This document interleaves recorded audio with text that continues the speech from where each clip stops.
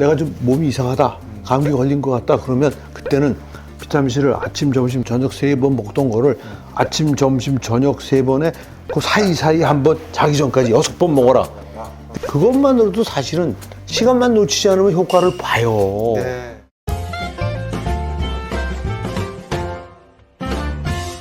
고마우신 구독자님들, 오늘도 클릭해주셔서 정말 감사합니다. 오늘 이동아TV에 엄청난 두 분을 모셨습니다. 비타민C의 세계적인 권위자시죠. 바로박이 웰니스 클리닉의 이영재 박사님 나오셨습니다. 안녕하세요. 그리고 동안성형의 선두주자십니다. 바로박이 성형외과의 반재성 원장님 나오셨습니다. 네. 제가 오늘 이렇게 대단한 두 분을 모시고 비타민C 이야기를 좀 드릴 건데요. 오늘의 주제는 기관지 건강과 비타민C에 대한 이야기를 조금 구독자분들께 한번 말씀을 드려보려고 합니다. 겨울이 다가오면서 이제 많은 분들이 감기, 독감 고민 많이 하시거든요. 이때 비타민C가 기관지 건강에 어떻게 도움을 줄 수 있을지 여기에 대한 좀 설명을 좀 먼저 기전에 대한 설명을 좀 부탁드리겠습니다. 네. 감기하고 독감은요 근본적으로 다릅니다. 제 얘기 들으면 또 팔팔 뛰겠지만 독한 감기를 독감이라고 그러고 글쎄, 예. 그냥 감기는 감기. 그렇죠. 아니 그건 이제 증상으로 볼 때 맞는 말이에요. 독감은 진짜 독한 감기고 감기는 가벼운 증상을 나타내는 거기 때문에 이제 그렇게 얘기를 하지만 좀 학문적으로 얘기를 하면 우선 감기는 감기를 일으키는 바이러스가 우리 몸속에 있다는 거를 사람들이 의사들조차 인지를 안 해요. 네. 그리고 대표적인 감기 바이러스는 200종이 넘다고 알려져 있어요. 거기에 이제 우리 콧물이 나게 하는 라이노 바이러스라는 거 있고, 그 다음에 아데노 바이러스라는 게 또 굉장히 유명합니다. 뭐 대표적인 이런 세 개를 포함해서 수백 종류가 있는데 이놈들이 다 우리 상기도에 포진하고 있다는 사실. 평상시에 있는 균이라고. 평상시에 있다는 거죠.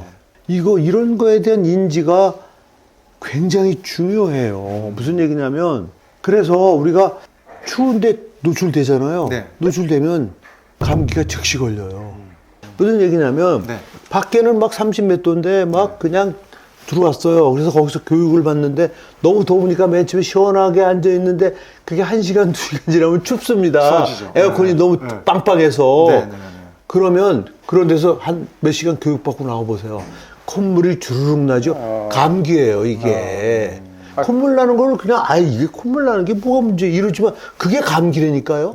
그걸 감기라고 인식하는 사람이 없다는 거야.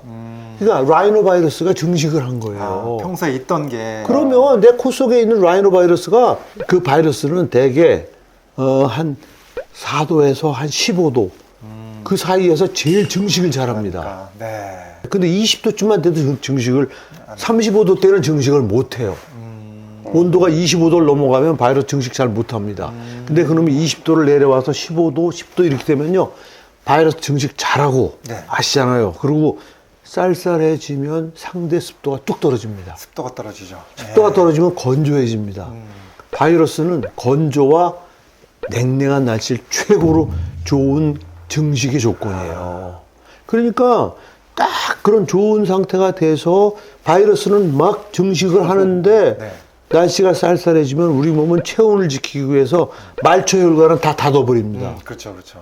그러니까 면역 물질이 하나도 못 오는 거예요. 그러니까 평상시에 항상 혈관이 이 호흡기 점막에 쫙 혈관이 열려 있기 때문에 이 면역 물질이 계속 오기 때문에 그리고 날씨가 따뜻하기 때문에 증식을 못하는 바이러스사의 기가 막힌 균형 내지는 우리가 압도를 하고 있는 거예요.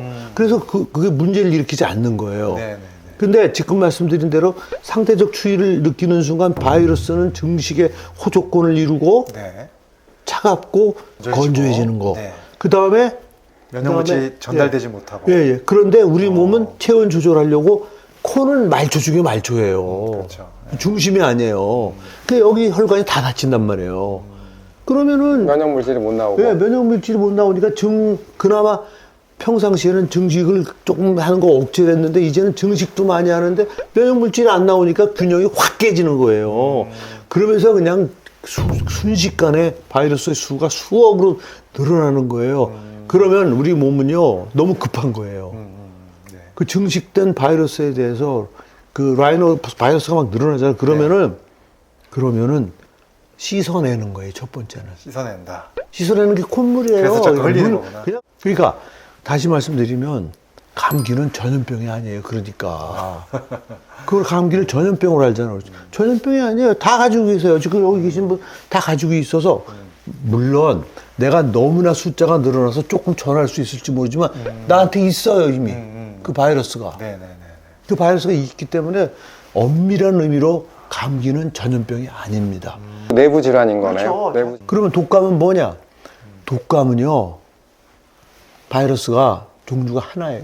인플루엔자예요. 그 타입 1, 타입 2는 있지만, 네, 그렇죠. 아무튼 인플루엔자, 통칭하여 인플루엔자 하나란 말이에요. 감기 바이러스는 수백 가지라고 그랬잖아요. 네. 대표적인 게 아까 말한 대로 코로나 바이러스, 뭐 라이노 바이러스, 아데노 바이러스 아데노바이러스. 이런 거지만 독감은 인플루엔자 바이러스예요. 인플루엔자 바이러스는 우리 몸속에 있는 바이러스가 아니에요. 외부에서 들어온 그렇죠. 예를 들면 필리핀 여행을 갔던 분이 거기서 마침 돌고 있는 인플루엔자 바이러스에 감염이 돼서 잠복 상태로 우리나라에 들어와 가지고 집에 갔을 때 증상이 나타나는 거야. 그래서 막 증상이라는 게 뭐예요? 잠복이라는 거는 이게 증식하고 있는 동안 아직 증상이 안 나타날 때 네. 그 기간을 잠복기라고 그러는 거예요. 그렇죠. 그래서 그런 숫자가 많아지면 증상을 나타내는 거예요. 그럼 그때부터는 엄청난 양이 나오기 때문에 퍼지는 거예요. 그래서 우리 집에 퍼뜨리고 그러면 거기 있는 애들이 학교 가서 퍼뜨리고 부모님은 부모님 직장에 가서 퍼뜨리고 해서 퍼지기 때문에 유행성이라는 말이 붙는 거예요. 그렇죠. 유행이라는 말이. 유행성 독감이라는 말은 있지만 유행성 감기라는 말은 없어요. 그런데 인플루엔자는요. 똑같은 상기도감이 똑같아요. 네. 그러니까 이 감기 바이러스가 목에서 일으키는 일이나 네, 네. 독감 바이러스가 들어가서 상기도 점막에 붙어서 감염을 일으키는 게 똑같은데 네, 네. 독감 바이러스, 인플루엔자 바이러스는요, 독해요. 상기도 호흡기 점막에 붙는 순간 네. 조직을 망가뜨립니다. 조직을 망가뜨려요. 조직을 망가뜨리기 때문에 조직을 망가뜨리면 염증 증상이 크게 나타나는 수밖에 없는 거예요. 바이러스가 상기도에 감염되면서 소위 말해서 조직 피해가 있단 말이에요. 네.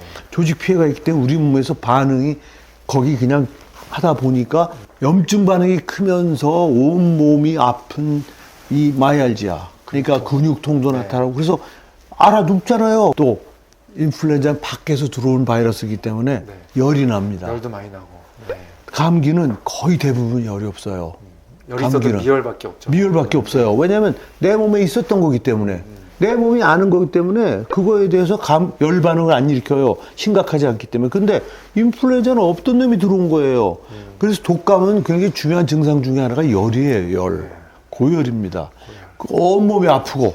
그러니까 면역물질이 근육통을 일으키는 거예요. 면역물질이. 면역 반응 자체가. 예, 예. 그러니까 상처가 크니까 면역 반응이 크게 일어나면서 그 얘기 면역 물질이 많이 나온다니. 면역 물질이 근육통의 원인이야. 그래서 전혀 다른 거예요. 너무 심하게 앓는 거예요. 출근을 못 하잖아요. 독감 걸리면. 너무 심하죠. 그러면서 여기 상처 나니까 뭐 기침도 심하게 하고 가래도 많이 나오고. 가래도 끓고. 이 감기에 비해서. 감기하고 독감의 감별점이 증상만 봐도 되게 알아. 일단 열이 나면 독감이에요. 알겠습니다. 이제 감기와 독감의 차이를 좀 너무 명확하게 잘 설명해 주셨는데 이제 궁금한 거는 비타민 C가 하는 역할. 어찌됐건 간에 그게 코로나가 됐든 인플루엔자가 됐든 간에 우리 몸은 우리 몸 전체가 방어기구이기 때문에 점막세포에서 면역물질이 나옵니다. 알파 인터페론이라는 게 나와요. 파이터페론. 예. 네. 여기서부터 이제 전문 용어로 하는 우리 시청자들이 좀 어려울 수 있는데 알파 인터페론이라는 게 네. 바이러스 증식을 억제해요. 그게 딱 나와요. 그래서 바이러스 증식 못하게 해요. 점막에서부터. 점막에서부터. 네, 네. 그러니까 면역세포가 하는 게 아니란 말이에요. 그렇죠. 다른 개념이죠. 네. 상기도를 대부분이 구성하고 있는 그 점막세포에서 알파 인터페론이라는 면역물질이 나온단 말이에요. 네, 네, 네. 그런데 그 알파 인터페론이 충분하게 이거를 억제해주면 좋은데 네. 충분하게 억제를 못하면요 도움을 요청해요. 그 주위에 있는 항상 조직에 와 있는 NK셀에다가 알파 인터페론이 도움을 요청해요. 시그널을 줘요. 네, 야, 안 되겠다. 네가 더 도와줘야 되겠다 해서 NK셀을 알파 인터페론이 자극을 해요. 자극을 해요. 예. 네. 자극을 하면 NK셀은 점막세포보다는 조금 면역세포예요. 완벽한 면역세포는 아니지만 네, 네, 네. 이놈이 거기서 뭘 내느냐? 감마 인터페론을 내요. 감마 인터페론. 네. 감마 인터페론은요, 무섭습니다. 이거는 감염된 점막세포를 죽여버리는 거예요. 그냥. 세포 자체를. 그때부터 상처가 나는 거예요. 네, 네. 코로나 감염이라 하더라도, 감기 감염이라 하더라도, NK세포까지 가서 NK에서 나오는 감마 인터페론은 감염된 세포를 죽임으로써 바이러스를 그 세포가 죽으면 그 안에 있는 바이러스는 죽는 거예요. 그렇죠. 예. 저희가 이제 박사님 강의를 많이 들으면서 비타민 C의 고용량 이제 메가도스를 통해서 NK 세포를 활성화시켜서 그렇죠. 암 세포가 자라는 거를 좀 막아주는 기전을 항상 말씀해 주셨는데 요번에 이제 감기에 대한 건 좀 다른 기전이네요. 항바이러스 면역 기능이 네. 항암 면역 기능하고 비슷해요.